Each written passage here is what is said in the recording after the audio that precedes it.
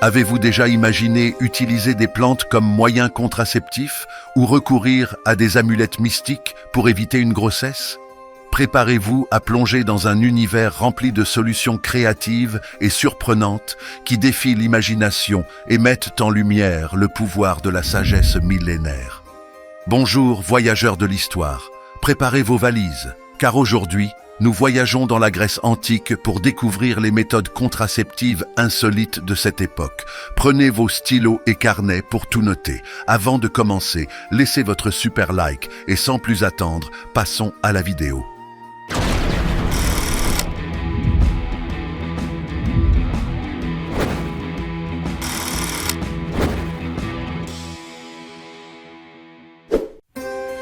La sagesse d'Hippocrate, le père de la médecine. Hippocrate, le grand médecin et philosophe de la Grèce antique, n'était pas exactement un comédien, mais il savait faire preuve d'un peu de légèreté. Il fut l'un des premiers à consigner des méthodes contraceptives dans l'histoire de l'humanité, et certaines de ses idées étaient, disons, plutôt excentriques. L'une des méthodes les plus populaires recommandées par Hippocrate était l'utilisation d'huile de cèdre ou de miel pour bloquer le col de l'utérus, empêchant ainsi le passage du sperme. L'idée était que ces substances, en raison de leur texture collante, empêchent les spermatozoïdes d'avancer. Une autre approche suggérée par Hippocrate consistait à utiliser des pessères en laine imbibées de vinaigre ou d'autres substances acides, censées détruire les spermatozoïdes. Ces pessères servaient également de barrière physique. L'influence mystique des herbes et des potions. Les femmes de la Grèce antique maîtrisaient l'utilisation des herbes et des plantes à des fins médicinales, y compris pour la contraception. On croyait que certaines herbes avaient des pouvoirs mystiques et pouvaient être utilisées comme contraceptifs naturels. Le silphium, une plante rare et précieuse originaire de Libye, était considéré comme une sorte de pilule du lendemain de l'époque. Il était si efficace et coûteux qu'il a fini par disparaître. Le silphium était utilisé à la fois comme contraceptif et abortif, consommé sous forme de tisane ou appliqué directement sur le col de l'utérus. D'autres plantes, comme l'armoise, l'hysope et le fenouil, avaient des usages similaires. Les amulettes et les charmes de l'amour. En plus des herbes et des potions, les femmes grecques faisaient appel à des amulettes et des charmes pour éviter les grossesses. Ces objets magiques, souvent fabriqués à partir de pierres précieuses et portant des inscriptions mystiques, étaient portés comme talismans pour éloigner le danger d'une grossesse non désirée. Certaines amulettes portaient des invocations aux déesses de la fertilité, comme Artémis et Hécate, pour demander leur protection contre la conception. On croyait qu'en portant ces amulettes, une femme était protégée par la déesse de l'amour et de la fertilité, Aphrodite, qui lui accordait la bénédiction de ne pas tomber enceinte. Cette pratique était si répandue que même les hommes utilisaient des amulettes pour éviter que leur partenaire ne tombe enceinte.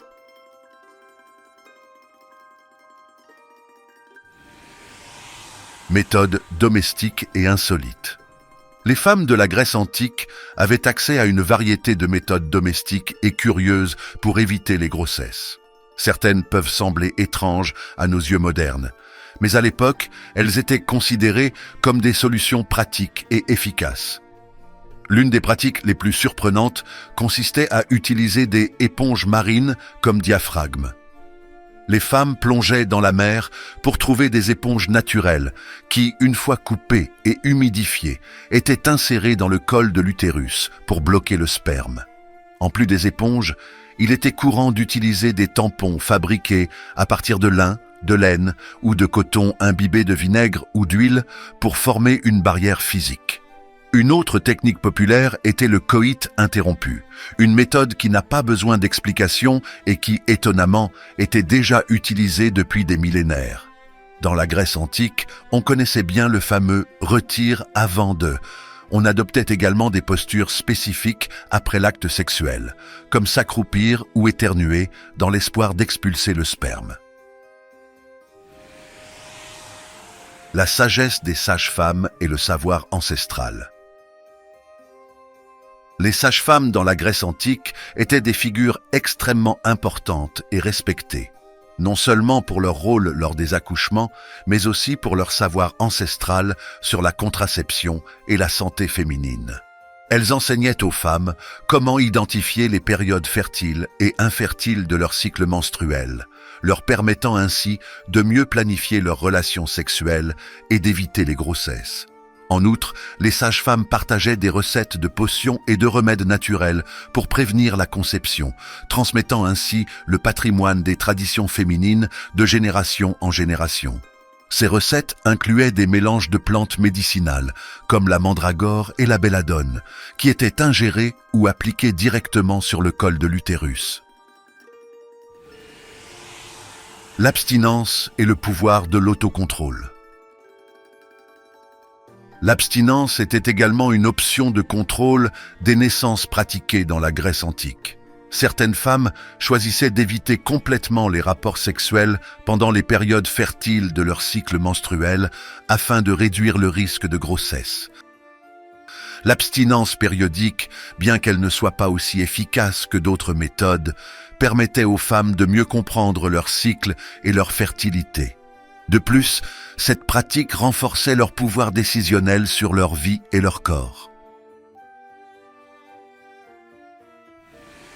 Contraception masculine et responsabilité partagée.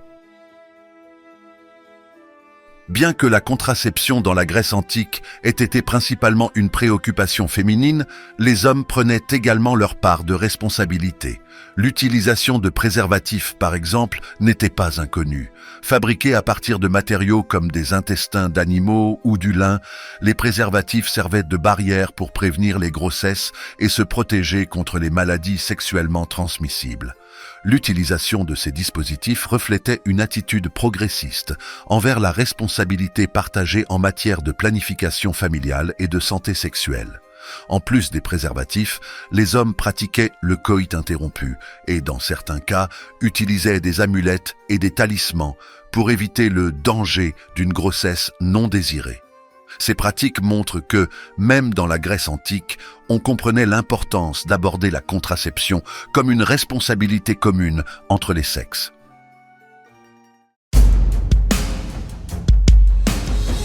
La Grèce antique nous offre un héritage de sagesse et de créativité dans le domaine de la contraception, soulignant l'importance du savoir partagé et de la responsabilité mutuelle. Continuons à apprendre du passé pour construire un avenir plus sain et équitable pour tous. Et ne quittez pas cette vidéo sans laisser votre super like. Cela aide beaucoup la chaîne. Restez en paix. Que Dieu vous bénisse.